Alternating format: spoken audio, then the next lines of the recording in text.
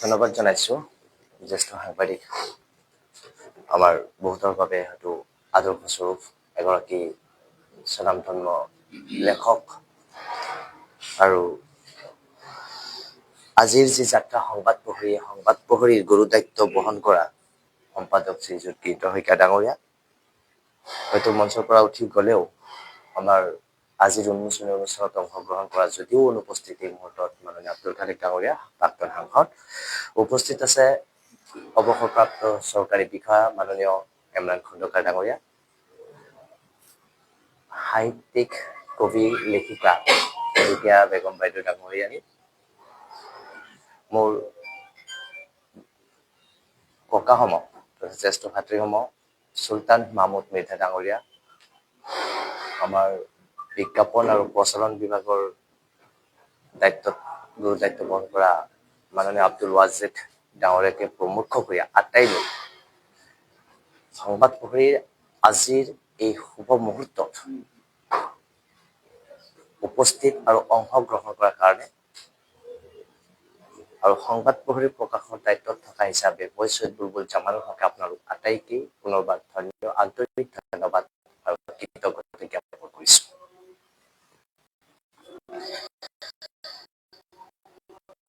এটা কথা কৈছে খালিক ডাঙৰীয়াইও কৈছে যে আজি প্ৰত্যাহ্বানৰ সময় চোৱাত বাতৰি কাকত এখনৰ কথা আমি চিন্তা কিয় কৰিব লগা হ'ল 2 কোটিতকৈ অধিক ছপা মাধ্যমত এতিয়াও বাতৰি কাকত আছে অসমত তাৰ পিছতো আন এখন বাতৰি কাকতৰ সংযোজন কিয় বা এই কাকতখন যেতিয়া আমি দৈনিক কৰাৰ কাৰণে প্ৰস্তুতি চলাই আছিলো বিভিন্ন জনৰ লগত বিভিন্ন জনৰ সৈতে আমি মত বিনিময় কৰিছিলো আৰু সেই বিষয়ে মই লিখিছো ইয়াতে প্ৰকাশনৰ যি বক্তব্য আছে ইয়াতো পাব মানুহৰ এটাই প্ৰশ্ন যে বাতৰি কাকত মানুহে নপঢ়ে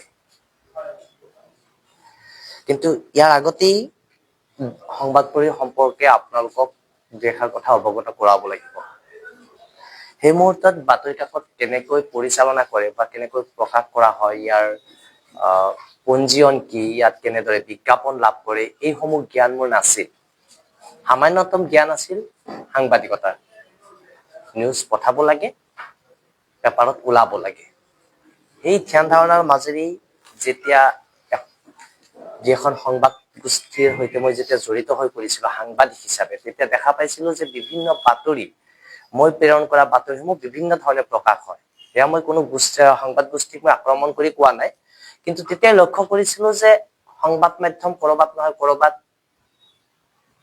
অলপ কোঙা হৈ চলে আৰু তেতিয়া থিৰাং কৰিছিলো যে চাও নিজে চেষ্টা কৰো সংবাদ মাধ্যম এটা প্ৰতিষ্ঠা কৰিব পাৰো নেকি কিন্তু ইয়াতো ইমান সহজ কথা নহয় কাৰণ এয়া আচলতে পুঁজিপতি লোকৰ কাম যদি ব্যক্তিগতভাৱে কোনোবাই কৰিব বিচাৰে কিন্তু তাৰ মাজতো একান্ত আত্মবল আৰু সাহসৰ জৰিয়তে সংবাদ পঢ়ি সাপ্তাহিক হিচাপে আত্মপ্ৰকাশ কৰিছিল 2015 চনত আৰু তেতিয়াও চুলতান মাহমুদ মিৰ্জাহঁতৰ দৰে জ্যেষ্ঠ ভাতৃহঁতে বহুত সহায় সহযোগ কৰিছিল তেখেতসকলৰ চেষ্টাতে লাহে এটা বছৰ সম্পূৰ্ণ এটা বছৰ ছপা মাধ্যম হিচাপে চলিয়ে থাকিল সাপ্তাহিক ৰূপত তেতিয়া আকৌ মন মগজুত অলপ দিন যায় মানুহৰ মন মগজুত বিভিন্ন কথা খেলি থাকে তেতিয়া দেখা পালো যে পেপাৰ দেখোন সঁচাকে নপঢ়ে বিশেষকৈ সাপ্তাহিক পেপাৰটো আৰু নপঢ়ে মানে আহি গ'ল ডিজিটেল যুগ মানুহৰ মুহূৰ্তৰ নিউজ মুহূৰ্ততে লাগে ডাৰৰ বাতৰি ডাৰতে পাব লাগে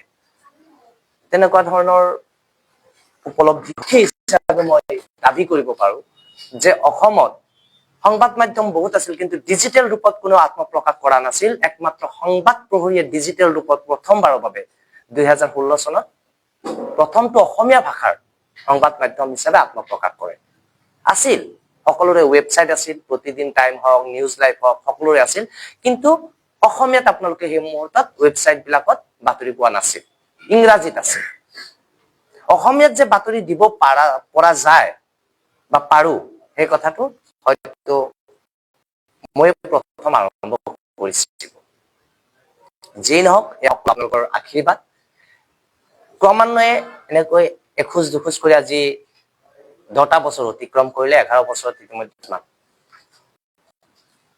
মই লিখিছো এতিয়া ফেশ্বনৰ কাৰণেই হওক বা শাৰীৰিক ক্ষেত্ৰখনৰ কাৰণেই হওক, সুস্বাস্থ্যৰ কাৰণেই হওক, মানুহে এতিয়া চাইকেল চলোৱা বাদ দিছে, বাইক চলায়। আৰু ধনী মানুহ বিলাকে এতিয়া কি চাইকেল চলাই স্বাস্থ্য ৰক্ষাৰ কাৰণে। আমি সেই চাইকেল যুগলৈ ঘূৰি গৈছো। এতিয়া চাবচোন, মাটিৰ পাত্ৰত ভাত বনাই, মাটিৰ কাপত চাহ খোৱাটো এটা ফেশ্বন। কিছুমানে ফেশ্বনৰ কাৰণে খায়, কিছুমান স্বাস্থ্যৰ কাৰণে খায়। কিন্তু গৈ গৈ আমি সেই মাটিৰ পাত্ৰলৈ ঘূৰি গৈছো। কিয় গৈছো? মাটিৰ পাত্ৰৰ যি মাদকতা, বিশ্বাস কৰো যে ছপা মাধ্যমৰ প্ৰয়োজনীয়তা পৃথিৱী জীয়াই থকালৈকে থাকিব। ইয়াক কোনেও শেষ কৰিব নোৱাৰে, ইয়াক কোনেও নুই কৰিব নোৱাৰে। হয়তো তেনেকুৱা চিন্তাধাৰাৰে আহি আজি দৈনিক কাকত ৰূপত আত্মপ্ৰকাশ কৰিবলৈ আৰম্ভ কৰিছো। এতিয়া ইয়াত প্ৰয়োজন আছে আপোনালোকৰ সহায় সহযোগ। কাৰণ ইতিমধ্যে আমাৰ সম্পাদক ডাঙৰীয়াই কৈছে, কাৰণ এই কাকতখন কেৱল আমি বৰ্তাই ৰাখিব নোৱাৰিম। এইখনক জীয়াই ৰাখিবৰ বাবে আপোনালোকৰো লাগিব আহুপুৰুষাৰ্থ চেষ্টা, সমৰ্থন, সহযোগিতা। হয়তো তেতিয়া আমি এই কাকতখনক দীৰ্ঘায়ু কৰি ৰাখিব পাৰিম। তাৰপিছত আমাৰো দায়িত্ব থাকিব। বৰ্তমান যি সংবাদ মাধ্যমৰ প্ৰতি যি বদনাম, সাংবাদিকসকলৰ প্ৰতি যি বদনাম, এই বদনাম নিশ্চয় আমাৰো থাকিব, ইয়াত অস্বীকাৰ কৰিবলগীয়া একো নাই। কিন্তু আমি সম্পূৰ্ণভাৱে চেষ্টা কৰিম যাতে আমাৰ সংবাদ প্ৰহৰী সদায় সত্যৰ কাৰণে যিটো সত্য বুলি ৰাইজে অনুমান কৰিব বা ভাবিব, আমি এই ৰাইজৰ পক্ষত আৰু সত্যৰ সন্ধানতহে আমি গতি কৰিম। ইয়াৰ বাবে কাৰোবাৰ আঘাত লাগক, তাত আমাৰ কবলগীয়া আপত্তি নাই, কবলগীয়া একো নাই, তাত আমাৰ কোনো আপত্তি নাই। কাৰণ সংবাদ প্ৰহৰী কোনো ৰাজনৈতিক দলৰ ফালৰ পৰা পৰিচালিত নহয়। সংবাদ প্ৰহৰী কোনো ব্যক্তিগত মানুহৰ বা কাৰোবাৰ কথাত উঠা বহা কৰা এটা কাকত নহব। ই হব সম্পূৰ্ণ ৰাইজৰ স্বাৰ্থত। আকৌ কৈছো, সদায় ৰাইজৰ স্বাৰ্থত আৰু সত্যৰ সন্ধানত সংবাদ প্ৰহৰী সদায় অবিচল আৰু অবিৰত ইয়াৰ অব্যাহত ৰাখিব। হয়তো এইখিনি কৰিবলৈ গৈ আমি প্ৰত্যাহ্বানৰ সন্মুখীন হম। যদি প্ৰত্যাহ্বানৰে সন্মুখীন নহওঁ, তেন্তে ব্যৱসায় কিহৰ? এইখিনিতে উল্লেখ কৰিছো, এয়া কোনো জাতীয় চেণ্টিমেণ্টেল যদি কোনোবাই ভাবিব পাৰে বা কোনোবাই যদি ভাবিব পাৰে, এয়া প্ৰতিযোগিতা নহয়, সম্পূৰ্ণ ব্যৱসায়িক দৃষ্টিভংগীৰে ৰাইজৰ স্বাৰ্থত। আকৌ কৈছো, ব্যৱসায়িক দৃষ্টিভংগী ইয়াত থাকিবই লাগিব। কাৰণ কাকতখন জীয়াই ৰাখিবলৈ হলে আমাৰ ব্যৱসায়িক চিন্তাধাৰা নাথাকিলে আমি কাৰোবাৰ নহয় কাৰোবাৰ পক্ষপাত পুষ্ট হবই লাগিব। সেইকাৰণে আমি কাৰোবাৰ নহয় কাৰোবাৰ পক্ষপাত পুষ্ট হোৱাতকৈ আমি ৰাইজৰ পক্ষপাত হোৱাটোহে বিচাৰো। সেইকাৰণে ইয়াৰ প্ৰসাৰণ, প্ৰচালন, ইয়াৰ বৃদ্ধি আমাৰ কৰাটো আমাৰ দায়িত্ব। আৰু এই ক্ষেত্ৰত আপোনালোকৰো সহায় সহযোগ অতিকৈ কামনীয়। গতিকে যেই নহওক, এয়াও কম নহয়। আশা কৰো এনেদৰেই আৰু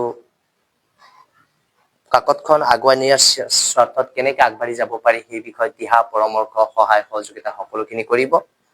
কথা এটাই, আপোনালোকে এইখিনি চিন্তা কৰিব, যিটো বৰ্তমান কথা প্ৰকান্তৰে উঠে যে বাতৰি কাকত কোনেও নপঢ়ে বা বাতৰি কাকত আজিকালি পঢ়িব নিবিচাৰে, আমি এই ধ্যান ধাৰণাটোক চাওচোন। আহকচোন আমি সকলোৱে মিলি ইয়াক অলপ হলেও সলনি কৰিব পাৰো নেকি? আমি বাতৰি কাকত পঢ়ুৱাব পাৰো নেকি? কাৰণ বাতৰি কাকত যে কেৱল সংবাদ সেয়াই নহয়, বাতৰি কাকতত বাতৰিৰ লগতো ইয়াত তথ্যনিষ্ঠ সম্বলিত বহুত প্ৰবন্ধ ইত্যাদিও বহুত কিবা কিবি থাকে। আপুনি এজন ভাল সাংবাদিক হব গলে আপুনি বাতৰি কাকত পঢ়িবই লাগিব। কেৱল টিভি বা ডিজিটেলৰ বাতৰি চাই আপুনি এগৰাকী ভাল সাংবাদিক হব নোৱাৰিব। আপুনি লেখকে হওক, কবি হওক, সাহিত্যিক হওক, যেই নহওক কিয়, আপুনি সাহিত্য জগতৰ হয়তো যদি আপুনি জড়িত থাকে, আপুনি বাতৰি কাকত পঢ়িবই লাগিব। আপুনি